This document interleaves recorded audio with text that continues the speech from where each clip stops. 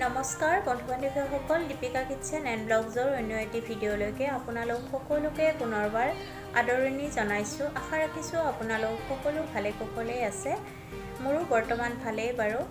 যিসকল ভিউৱাৰ্ছে মোৰ চেনেলটো পোনপ্ৰথমবাৰৰ বাবে চাই আছে তেখেতসকলক এটাই অনুৰোধ জনাইছোঁ, তেখেতসকলে যেন মোৰ চেনেলটো ছাবস্ক্ৰাইব কৰি লয় আৰু কাষতে থকা বেল আইকনটো প্ৰেছ কৰি অন কৰি ৰাখে। তেতিয়াহে মোৰ আহিবলগীয়া ভিডিঅ'ৰ নটিফিকেশ্যনসমূহ সৰ্বপ্ৰথমে পাই থাকিব।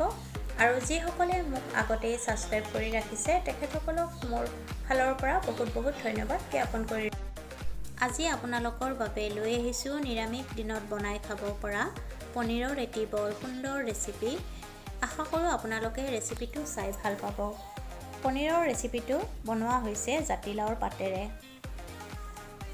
আপোনালোকে বাৰু জাতিলাওৰ পাত দি পনীৰ কেতিয়াবা বনাই খাইছেনে? যদি খোৱা নাই এবাৰ নিশ্চয় বনাই খাই চাব। ৰেচিপিটোৰ বাবে লাগিব গোটা জিৰা, ইলাচি, লং, ডালচেনি, কেঁচা জলকীয়া, কাজু বাদাম আৰু দৈ।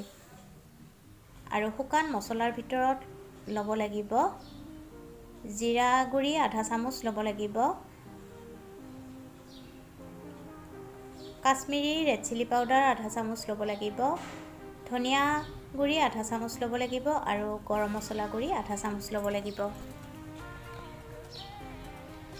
প্ৰথমতে কেৰাহী এটা বহুৱাই দিব গেছত আৰু তাৰ পিছত তাত এগিলাচ পানী দি দিব। এতিয়া জাতিলাওৰ পাতখিনি হাতেৰে ছিঙি দি দিব লাগিব। পাতখিনি অলপ সময় ইলুটি সিলুটি কৰি বইল কৰি ল'ব লাগিব।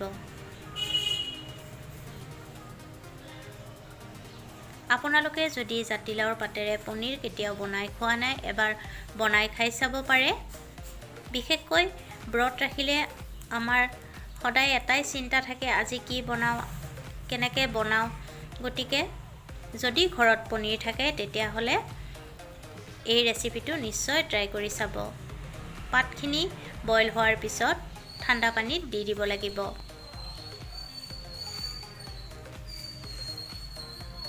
এতিয়া ঠাণ্ডা পানীৰ পৰা উঠাই মিক্সি জাৰ এটাত দি দিব। একেলগতে দিব লাগিব কাজু বাদাম কেইটা, কেঁচা জলকীয়া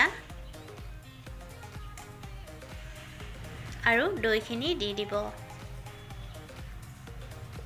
এতিয়া সুন্দৰ এটা পেষ্ট বনাই ল'ব।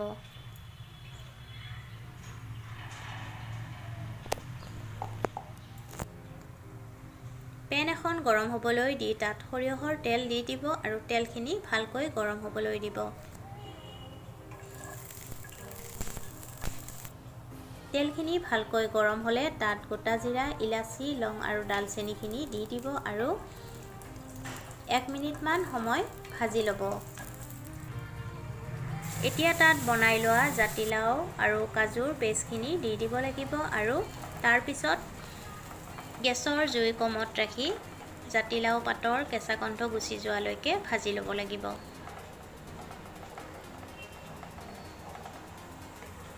এই ৰেচিপিটোত পিঁয়াজ, নহৰুৰ ব্যৱহাৰ কৰা হোৱা নাই, গতিকে আপোনালোকে নিৰামিষ ব্ৰত পালন কৰি থাকিলেও বনাব পাৰিব।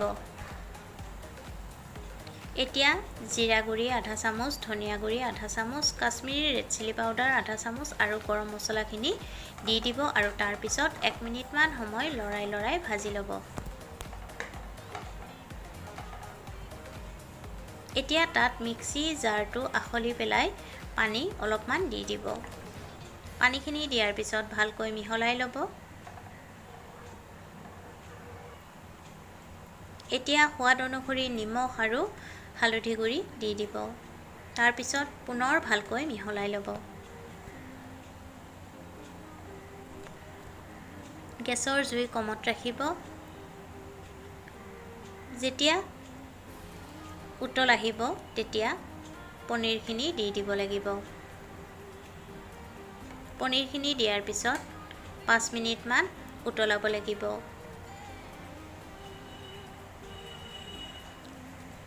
পাঁচ মিনিট উতলাৰ পিছত নমোৱাৰ আগে আগে কচুৰি মেথি অলপমান হাতেৰে মোহাৰি দি দিব। কচুৰি মেথি দিয়াৰ পিছত 1 মিনিটমান উতলাব আৰু তাৰপিছত গেছৰ জুই নুমুৱাই এই ৰেচিপিটো আপোনালোকে ভাতৰ লগত পৰিৱেশন কৰিব পাৰিব, ৰুটিৰ লগতো পাৰিব আৰু পৰঠা, নান আদি সকলোৰে লগত পৰিৱেশন কৰিব পাৰিব। মোৰ এই ৰেচিপিটো চাই যদি আপোনালোকৰ ভাল লাগিছে তেন্তে ভিডিঅ'টোত লাইক, কমেণ্ট, শ্বেয়াৰ আৰু চেনেলটো ছাবস্ক্ৰাইব কৰি ল'ব। পুনৰ এটি নতুন ৰেচিপিৰ সৈতে আপোনালোকৰ ওচৰত উপস্থিত হ'ম। আজিলৈকে আহিলোঁ, ধন্যবাদ।